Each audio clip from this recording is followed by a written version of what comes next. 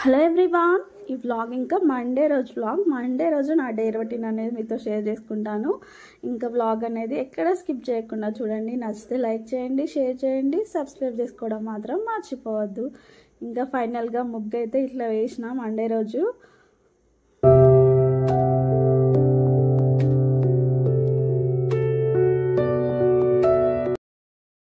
ఇంకా రోజు పిల్లల లంచ్ బాక్స్లోకి అలసందకాయ ఫ్రై అయితే వేస్తున్నాను. ఇంకేంటంటే పిల్లలు ఓకే తింటారు, ఇష్టం కాదు కానీ ఓకే తింటారు, లంచ్ బాక్స్లో పెడుతున్నాం కాబట్టి. కానీ బాగుంటుంది కర్రీ, చాలా బాగుంటుంది.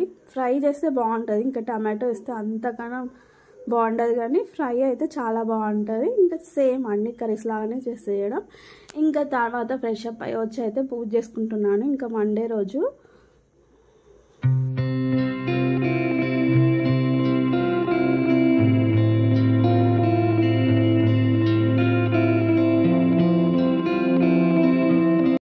ఇంకా పూజ అయితే కంప్లీట్ అయిపోయింది. ఇంకా ప్రశాంతంగా అయితే పూజ చేసుకున్నాను. ఎందుకంటే లంచ్కి కర్రీ ఏం చేయని అవసరం లేదు కదా, మార్నింగే అలసందకాయ ఫ్రై చేసిన, ఇంకా అందరికైతే సరిపోతుంది. ఇంకా చారు అట్లా చేస్తాను. చారు అంటే జస్ట్ 10 minutesలో చేసేసుకోవచ్చు.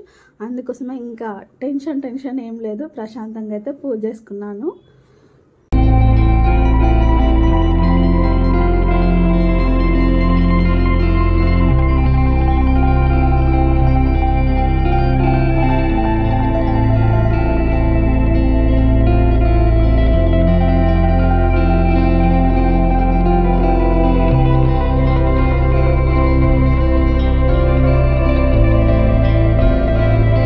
ఇంకా రేపు బ్రేక్ఫాస్ట్కి దోశ వేద్దాం అనుకుంటున్నా. అందుకోసమే బియ్యము కొలుస్తున్నాను. నేను ఎట్లా క్వాంటిటీలో తీసుకుంటా అనేది మీతో షేర్ చేస్తాను. ఇంకా రేషన్ బియ్యమే తీసుకుంటా కంపల్సరీగా. ఆ బియ్యంతోనే టేస్ట్ చాలా బాగుంటుంది దోశ. ఇంకా కిచిడి అయినా కానీ దోశ అయినా కానీ ఏదైనా రేషన్ బియ్యంతోనే చాలా బాగుంటుంది. ఇంకా 3 glasses తీసుకుంటాను. 3 glasses బియ్యానికి 1 glass మినప్పప్పు అంటే మాది డబల్ క్వాంటిటీ ఉంటుంది. అంటే 2 రకాలు ఉంటాయి కదా మినప్పప్పులు, అది డబల్ క్వాంటిటీ వస్తుంది. చూడండి, గుండు పప్పు అంటారు కదా, ఆ పప్పు అన్నమాట. చాలా సరిపోతుంది. ఇంకా 3 glasses-కి 1 glass, ఇంకెక్కువ కూడా వేసేసుకోవచ్చు, అంత క్వాంటిటీ వస్తుంది మినప్పప్పు అనేది. సో 3 glasses-కి 1 glass మినప్పప్పు. అయితే నేను ఇక్కడ 6 glasses తీసుకున్నా, ఎందుకంటే 6 glasses-కి 2 glasses మినపప్పు తీసుకుంటున్నాను. నేను 2-3 days చేస్తాను అన్నమాట దోశలు. ఇంకా మార్నింగ్ అదే, ఈవినింగ్ అదే, అప్పుడప్పుడు నైట్ కూడా అదే ఉంటుంది. ఇంకా పిల్లలకి చాలా ఫేవరెట్ అన్నమాట బ్రేక్ఫాస్ట్. ఇంకా ఇష్టంగా తినేస్తారు. ఒక్కొక్కసారి బ్రేక్ఫాస్ట్కే కాదు, లంచ్ బాక్స్కి కూడా దోశలే తీసుకెళ్తారు, అంత ఇష్టం. అంటే నేను ఒక్క పిండితో చాలా రకాలుగా చేస్తాను. అందుకోసమే మసాలా దోశ అని, ఎగ్ దోశ అని, కారం దోశ అని, ఇంకా చాలా రకాలుగా చేస్తాను. కాబట్టి వాళ్ళకి ఏం బోర్ కొట్టదు, ఇష్టంగా తినేస్తారు. ఇంకా వచ్చిన తర్వాత కూడా తినేస్తారు. మనకి ఇప్పుడు వచ్చిన తర్వాత స్నాక్స్ ఉంటాయి చూసినా, అప్పుడు మనం ఇంకా వేరే డిఫరెంట్గా చేయాల్సిన అవసరం లేదు. 3 days అయితే రెస్ట్ అని చెప్పచ్చు. ఇంకా రాగానే దోశలు అడుగుతారు, తినేస్తారు హ్యాపీగా. సో అందుకోసమే అంత క్వాంటిటీలో తీసుకుంటున్నాను బియ్యము. 3 glasses కదా, 6 glasses తీసుకున్నా. 2 glasses మినపప్పు. ఫస్ట్ అయితే బియ్యాన్ని సపరేట్గా వాష్ చేసుకోవాలి, ఎందుకంటే కంట్రోల్ బియ్యం కదా, అందులో కొంచెం తవుడు ఎక్కువగా ఉంటుంది కాబట్టి 3-4 times బాగా వాష్ చేసుకోవాలి. ఇంకా ఆ బియ్యం వాటర్ని ఎందుకు ఒక గిన్నెలో పోస్తున్నా అంటే, నేను మట్టి పాత్ర ఒకటి ఉంది, అదొకటి సీజనింగ్ చేసుకోవాలి, అందుకోసమే అందులో పోసి పక్కకు పెట్టేస్తున్నా. ఇంకా బియ్యాన్ని మంచిగా వాష్ చేసుకున్న తర్వాత మినప్పప్పును కూడా కడిగేసి ఇంకా 2 కలిపి మిక్స్ చేసుకొని వాటర్ పోసేయడమే. ఇంకా దాంట్లో కొన్ని మెంతులు వేస్తాను, ఒక 2-3 teaspoons అనుకోండి, అంత మెంతులు వేస్తాను. ఇంకా అటుకులు కూడా నానబెడతాను, కాకపోతే అటుకులు ఇప్పుడు నానబెట్టాను. ఇంకా దోశ పిండి పడతాం అనగా 1 hour ముందు అట్లా నానబెట్టుకుంటాను, ఎందుకంటే అవి తొందరగా నానిపోతే మెత్తగా అయిపోతాయి కాబట్టి 1 hour ముందు నానబెట్టుకుంటే సరిపోతుంది. అటుకులు ఎంత తీసుకుంటా అంటే, పెద్ద కప్పు తీసుకుంటాను, పెద్ద కప్పు అటుకులు తీసుకొని నానబెడతాను.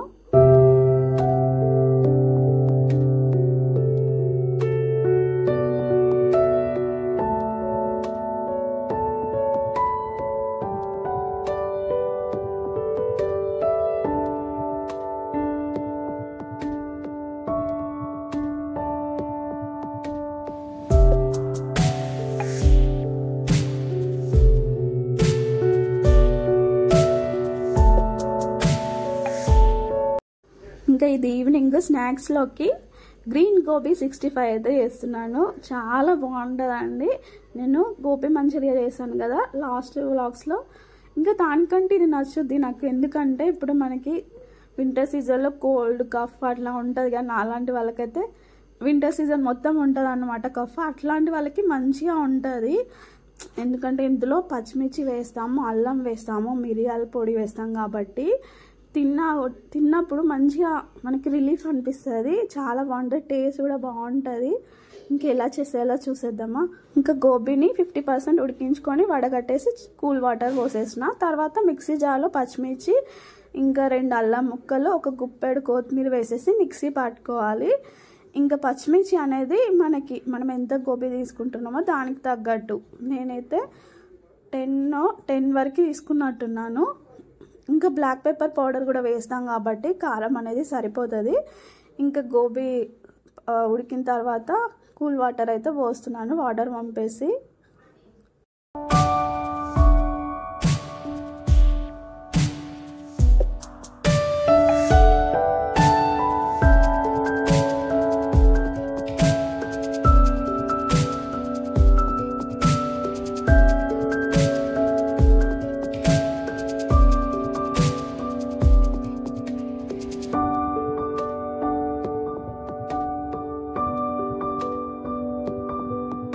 తర్వాత ఒక బౌల్లో గోబీ ఇంకా మనం పేస్ట్ పట్టాం కదా పచ్చిమిర్చి, అల్లం పేస్ట్, సాల్ట్, ఇంకా 1 కప్ దాకా బియ్యం పిండి వేసిన. అయితే మైదాతో ఎక్కువ రెసిపీస్ చేస్తున్నాను, మైదానే తీసుకోవాలి, కాకపోతే ఎక్కువ రెసిపీస్ చేస్తున్నాను, బియ్యం పిండి తీసుకున్నాను. తర్వాత 1 కప్ దాకా కార్న్ఫ్లోర్ తీసుకున్నాను. ఇంకా అంతా మిక్స్ చేసుకోవాలి. దీంట్లో కొంచెం బ్లాక్ పెప్పర్ పౌడర్ కూడా వేసేసి మొత్తం అంతా మిక్స్ చేసుకోవాలి. ఇంకా పిండి ఏమైనా గట్టిగా అనిపిస్తే జస్ట్ వాటర్ని చల్లేసి బాగా కాదు, జస్ట్ కొంచెం చల్లినట్టుగా వేసేసుకొని మొత్తం అంతా మిక్స్ చేసుకోండి. ఇది మిక్స్ చేస్తున్నప్పుడే మనము డీప్ ఫ్రైకి ఆయిల్ పెట్టేసేయాలి. సాల్ట్ అయితే పర్ఫెక్ట్గా వేసుకోవాలి. ఇంకా మొత్తం అంతా ఇట్లా వీడియోలో చూపించినట్టుగా కలిపి పెట్టుకోవాలి.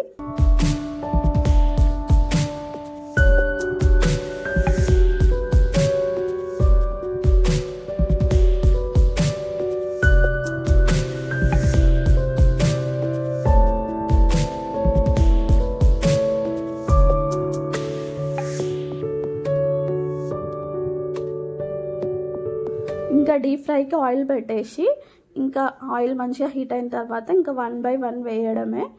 ఇంకా మీడియం ఫ్లేమ్ మీద ఫ్రై చేసుకోవాలి. ఇంకా లోపల కూడా కుక్ అవ్వాలి కదా, మళ్ళీ బాగా ఫ్రై అవ్వాలి.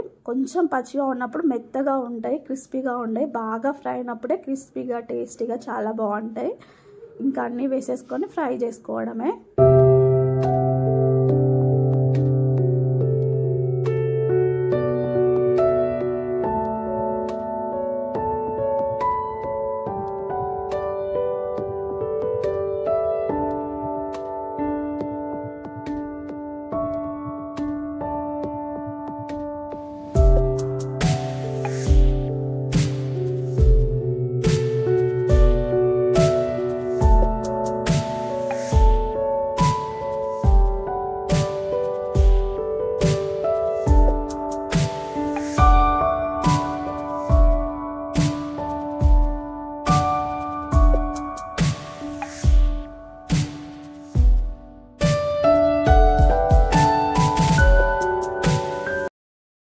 ఇంకా అన్నీ ఫ్రై చేసుకున్నారంటే గ్రీన్ గోబీ 65 రెడీ అయిపోతుంది. ఇంకా సాస్లు వేయడం అది వేయడం పెద్ద ప్రాసెస్ ఏం లేదు, ఇంతే. ఇవన్నీ పక్కకు తీసేసుకొని ఫైనల్గా కొంచెం పైనుంచి బ్లాక్ పెప్పర్ పౌడర్ వేసుకున్నారంటే గ్రీన్ గోబీ 65 రెడీ అయిపోతుంది. చాలా కలిపినా ఇవే ఉన్నాయి అనుకుంటున్నారా? అయిపోయినాయి చెప్తున్నా కదా. పిల్లలు వచ్చేసరికి ఇంకా చేస్తున్నా, ఇంకా కంప్లీట్ వాళ్ళు వచ్చినట్టుగా తినేసినారు. ఇంకా ప్లేటింగ్ కోసం చూసినా కానీ ఇంకా పిల్లలకంటే ఏముందనేసి లాస్ట్ ఇంకుంటుంది కదా అది చూపిస్తున్నా మీకు.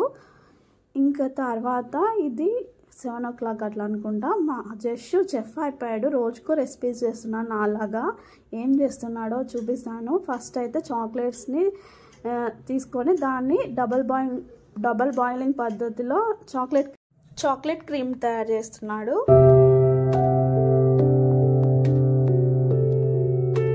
ఇంకా బేకరీకి వెళ్ళి బన్స్ తీసుకొచ్చిండు. ఈ బన్స్ని మధ్యలో కట్ చేసేసి ఇంకా చాక్లెట్ క్రీమ్ తయారు చేసిండు కదా అది అందులో పెట్టేసి మొత్తం అంతా అప్లై చేసిండు ఈవెన్గా బ్రెడ్ చుట్టూ.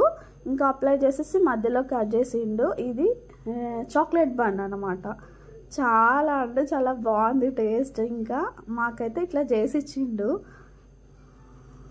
వాడికి కూడా నాలాగేనంట, ఏంటంటే చాలా మంచి రెసిపీస్ చేయాలట. వేరే వాళ్ళు బాగుందని చెప్తే చాలా హ్యాపీ అనిపిస్తుంది అంట. ఇంకా చెప్తున్నాడు, నాకు మనం చేసే రెసిపీస్ అన్నీ వేరే వాళ్ళకి పెట్టి వాళ్ళు బాగుందంటే హ్యాపీగా అనిపిస్తుంది కదా మమ్మీ అని చెప్తున్నాడు. ఇంకా అయితే వాళ్ళ అక్కకి నాకైతే ఇచ్చేసిండు. చాలా బాగుంది.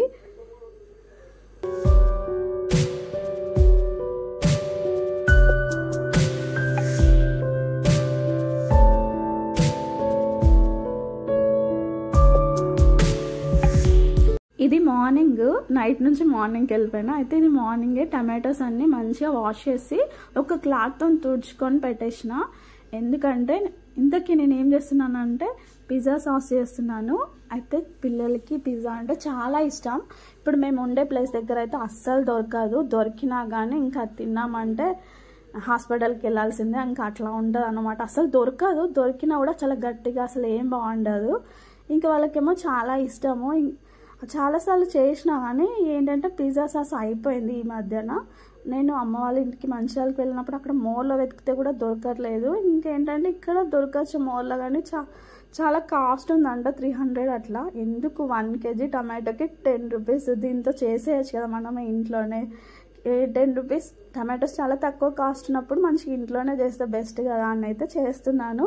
ఇంకా ఎలా వచ్చింది, నేను ఎలా చేస్తాను అనేది మీతో షేర్ చేస్తాను. ఫస్ట్ అయితే టమాటోస్ మంచిగా వాష్ చేసుకొని వాటర్ లేకుండా తుడుచుకొని మంచిగా ఫ్యాన్ కింద పెట్టేసాలి ఒక 1 అవర్. అంటే నేను ఈవినింగ్ చేసిన, మళ్ళీ ఈవినింగ్ దాకా అయితే ఆరబెట్టేసిన.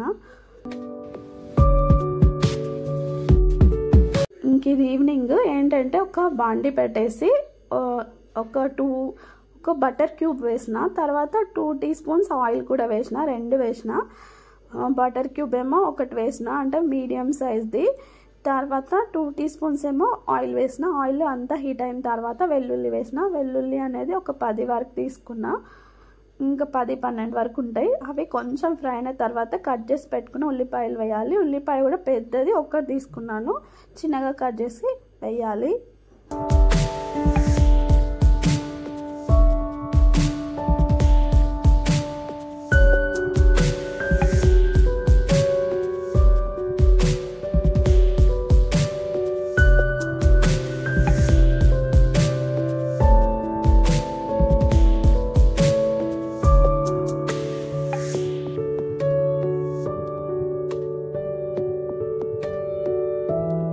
వెల్లుల్లి ఉల్లిపాయ మంచిగా ఫ్రై అయిన తర్వాత కట్ చేసి పెట్టిన టమాటోస్ వేసుకోవాలి. టమాటోస్ పూర్తిగా మగ్గాలి. అందుకోసమే ఫస్ట్ అయితే సాల్ట్ వేసిన. సాల్ట్ వేస్తే పర్ఫెక్ట్గా మగ్గుతాయని ఇంకా సాల్ట్ వేసేసి మొత్తం అంతా మిక్స్ చేసి మూత పెట్టేసి మగ్గించుకోవాలి.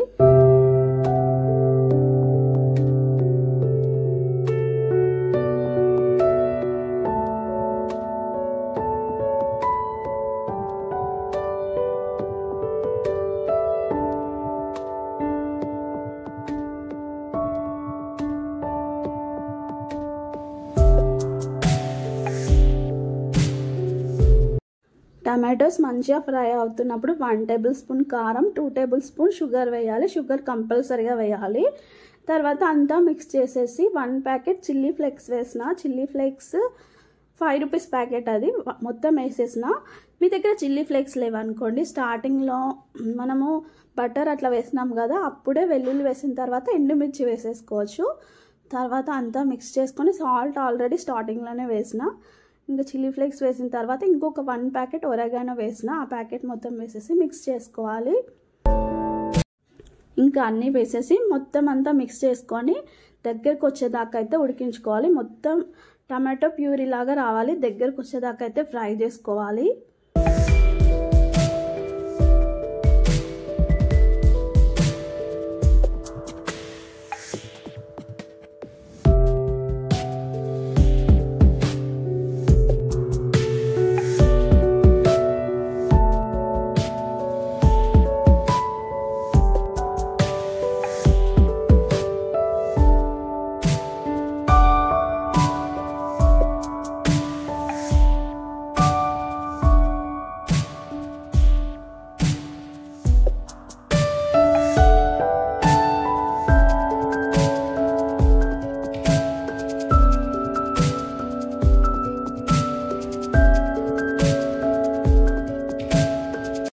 ఇంకా అంతా దగ్గరకు వచ్చిన తర్వాత స్టవ్ ఆఫ్ చేసి పూర్తిగా చల్లారనివ్వాలి. తర్వాత ఒక మిక్సీ జార్లోకి తీసుకొని మెత్తగా పేస్ట్ లాగా పట్టుకున్నామంటే పిజ్జా సాస్ రెడీ. ఎంత ఈజీ ప్రాసెస్ కాదా, చాలా ఈజీ ప్రాసెస్.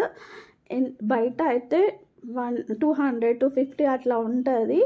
ఇంకా ఇంట్లో ఈజీగా చేసేసుకోవచ్చు. మళ్ళీ ఇప్పుడు టమాటో కాస్ట్ అయితే చాలా తక్కువ ఉంది కదా, 10 రూపీస్కి కేజీ. మంచిగా ఈజీగా వేసేసుకోవచ్చు ఈ టైంలో అయితే.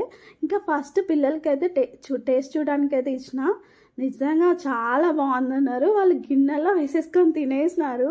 ఇంకా బన్స్ మీద దోశల మీద అట్లా వేయడం కాదు, పిజ్జా చేసే వారికి కూడా కాదు, గిన్నెలో వేసి తినేసినారు. ఎందుకంటే చాలా బాగుంది. ఎట్లా అంటే స్పైసీగా ఉంది, స్వీట్గా ఉంది, ఇంకా oregano flavour, chilli flakes flavour తెలుస్తుంది. బాగుంది, నాకు కూడా నచ్చింది, నేను కూడా తినేసిన. చాలా ఈజీగా ఇంట్లోనే పిజ్జా సాస్ ఇట్లా రెడీ చేసుకోండి, పిల్లలకి పెట్టేసేయండి.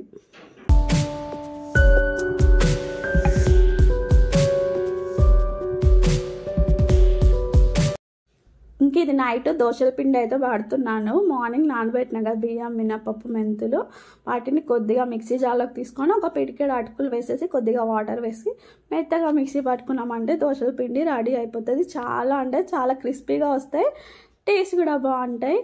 ఇంకా ఈ పిండిని 2 పార్ట్స్గా డివైడ్ చేస్తాను. ఒక గిన్నెలో, పెద్ద గిన్నెలో ఒక దాంట్లో, చిన్న గిన్నెలో ఒక దాంట్లో పెడతాను. చిన్న గిన్నెలో పోసిన పిండిని బయట పెట్టేస్తాను. తర్వాత పెద్ద గిన్నెలో అయితే ఫ్రిడ్జ్లో పెట్టేస్తాను. ఇంకా నాకు కావాల్సినప్పుడల్లా పిండి తీసుకొని దోశ వేసేస్తాను. చిన్న గిన్నెది మాత్రం రేపు మార్నింగ్ కోసం అన్నమాట. ఇట్లా అయితే దోశలు వేస్తాను.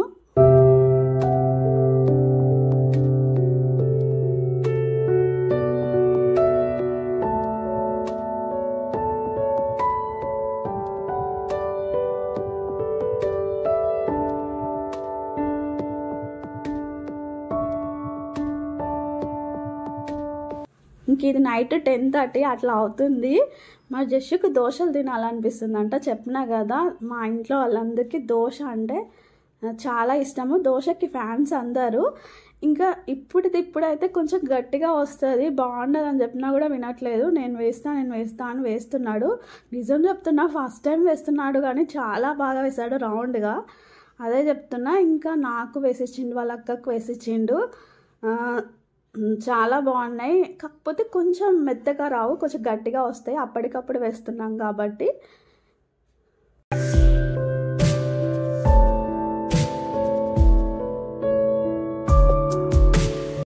ఇంకా ఈ వ్లాగ్ అనేది ఇక్కడితో ఎండ్ చేస్తున్నాను. వ్లాగ్ నచ్చితే లైక్ చేయండి, మీ ఫ్రెండ్స్కి షేర్ చేయండి, అండ్ సబ్స్క్రైబ్ చేసుకోవడం మాత్రం మర్చిపోవద్దు. మరొక వ్లాగ్తో మీ ముందుకు వస్తాను. అంతవరకు బాయ్.